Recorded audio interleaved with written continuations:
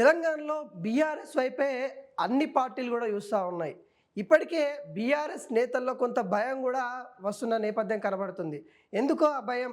ఇప్పటికే కేసీఆర్ అన్నిటికి కూడా దూరం ఉంటూ ఫామ్ హౌస్‌కే పరిమితమైన నేపథ్యం చూస్తూ ఉన్నాం.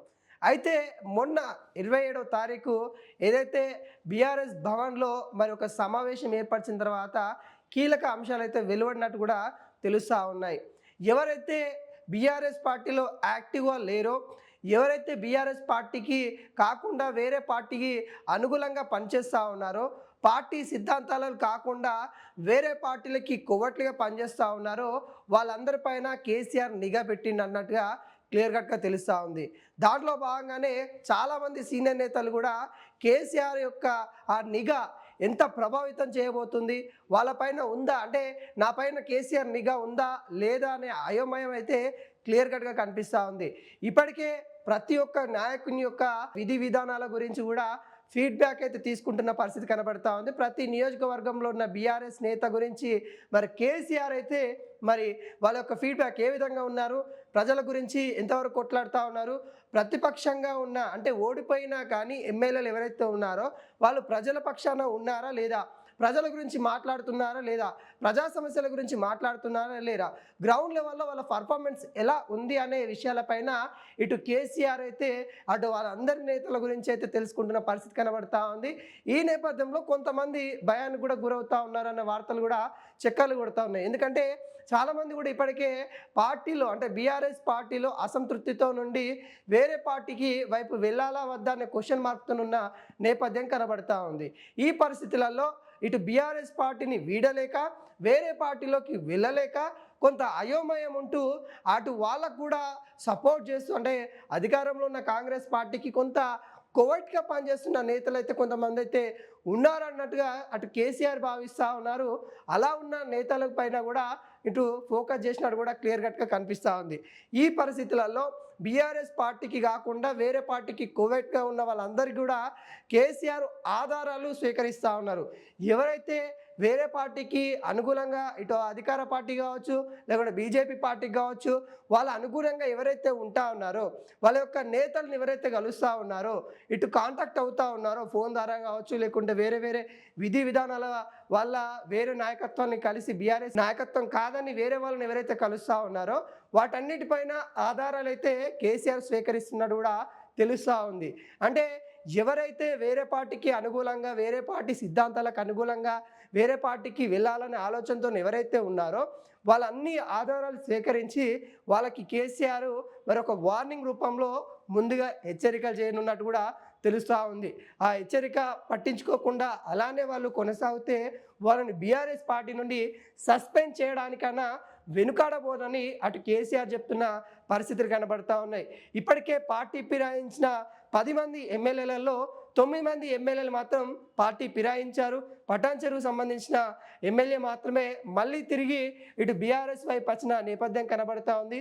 అయితే ఆ 9 మందితో పాటు మరో 3 ఎమ్మెల్యేలు కూడా పార్టీ మారే అవకాశాలు ఉన్నాయన్నట్టుగా అటు కేసీఆర్ అంచనా వేస్తూ ఉన్న పరిస్థితి కనబడతా ఉంది. కేసీఆర్ కూడా తన యొక్క నిఘాలో తేలిందన్నట్టు కూడా కనబడతా ఉంది. ఇప్పటికే పార్టీ నేతలకు కూడా ఒక క్లారిటీ ఇచ్చిన పరిస్థితి కనబడతా ఉంది. ఎవరైతే బీఆర్ఎస్ పార్టీలో అసంతృప్తితో ఉన్నారో ఎవరైతే బీఆర్ఎస్ పార్టీలో హ్యాపీగా లేరో వాళ్ళు పార్టీ మారాలనుకున్న వాళ్ళు వెళ్ళండి, మా పార్టీ నుండి మాకు పర్లేదు, మేము కొత్త నాయకత్వాన్ని తయారు చేసుకుంటాము, కానీ ఈ పార్టీలో ఉండి ఆ పార్టీకి పనిచేస్తానంటే ఇక్కడ మేము ఒప్పుకోమని కూడా బీఆర్ఎస్ నేతలైతే బలంగా చెప్తున్న పరిస్థితి కనబడుతుంది. ప్రధానంగా సీనియర్ నేతలపైన ఫోకస్ పెట్టినట్టు కూడా కనబడుతుంది.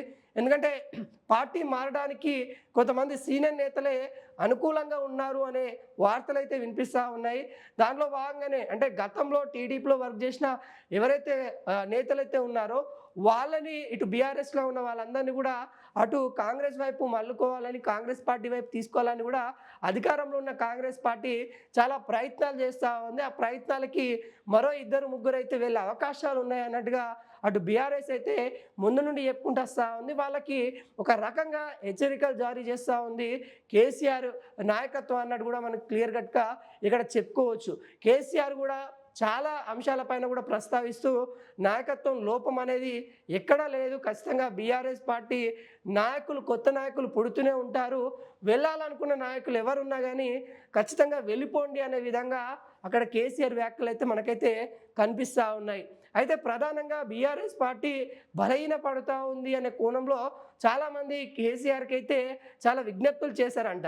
ప్రధానంగా ఇటు మల్లారెడ్డి కావచ్చు, ఇటు ఎవరైతే సీనియర్ నేతలు ఎవరైతే ఉన్నారో వాళ్ళు ఇతర పార్టీ నేతలను కలిసి ఇతర పార్టీ నేతలతోని వాళ్ళు ఉన్న విధానాన్ని పైన కావచ్చు, అంటే వాళ్ళు పార్టీ మారుతారనే అంశాలు కావచ్చు, చాలా అంశాలు అయితే కేసీఆర్ దృష్టికి అయితే వెళ్ళినట్టు కూడా కనబడతా ఉంది. ఏదైతే బీఆర్ఎస్ పార్టీ కొంత బలహీన పడతా ఉంది అనే కోణంలో చాలా వరకు అయితే కేసీఆర్ దగ్గర అంశాలు వెళ్ళినట్టు కూడా కనబడతా ఉంది. వాటన్నిటిపైన కూడా కేసీఆర్ ఫోకస్ చేసినట్టు కూడా కనబడతా ఉంది.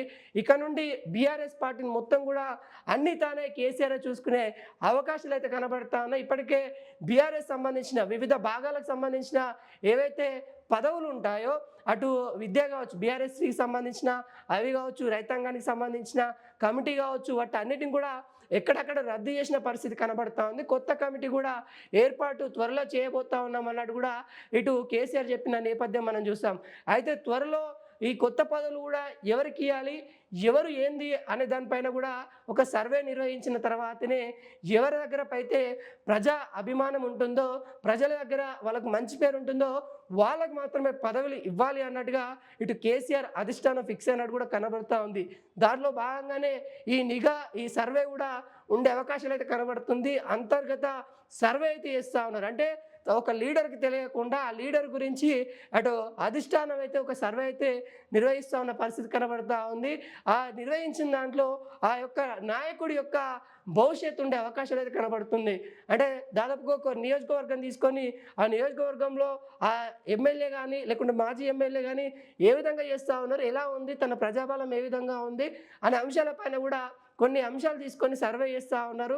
దాంట్లో ఎవరైతే ఎక్కువ శాతం ప్రజల నుండి మన్నను పొందని వాళ్ళు ఎవరైతే ఉంటారో వాళ్ళని పార్టీకి దూరంగా పెట్టేసి ప్రజా అభిమానం ఉన్న వాళ్ళందరినీ కూడా పార్టీకి దగ్గర చేసి వాళ్ళకి కీలక పదవులు ఇవ్వాలనే ఆలోచనలో అధిష్టానం ఉన్నట్టు కూడా తెలుస్తుంది. మరి చూడాలి, మరో నెలలోపు అయితే కొత్త కమిటీలు అయితే ఏర్పాటు చేసే అవకాశాలు అయితే కనబడుతుంది.